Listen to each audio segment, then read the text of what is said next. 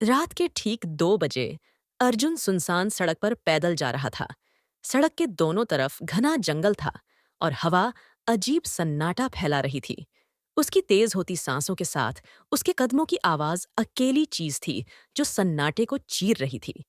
अचानक उसे सामने एक बूढ़ी औरत दिखी।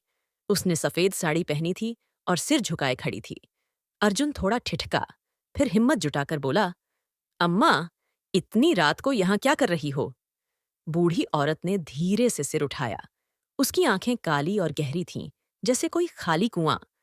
अर्जुन का दिल तेजी से धड़कने लगा, लेकिन इससे पहले कि वह कुछ समझ पाता, औरत के चेहरे पर एक डरावनी मुस्कान आ गई। अर्जुन को लगा कि कुछ गलत हो रहा है। उसने तेजी से कदम बढ़ाए, लेकिन जैसे ही उसने पीछे मुड़कर देखा, वो औरत अब भी वहीं खड़ी थी, बिल्कुल पास। उसका दिल जोर से धड़कने लगा। उसने चलने की रफ्तार और बढ़ा दी, फिर दौड़ने लगा। लेकिन अजीब बात यह थी कि सड़क खत्म ही नहीं हो रही थी। उसे लगा जैसे वह एक ही जगह पर चक्कर काट रहा हो। फिर अचानक उसके पैरों की आवाज बंद हो गई, जैसे जमीन ने उसे पकड़ लिया हो। अंधेरे में चारों ओर सन्नाटा था। अर्जुन ने घबराकर इधर-उधर देखा, लेकिन तभी किसी ने उसके कंधे पर हाथ रखा। अगली सुबह सड़क पर सिर्फ उसके जूते पड़े मिले। अर्जुन का कोई नामो निशान नहीं था।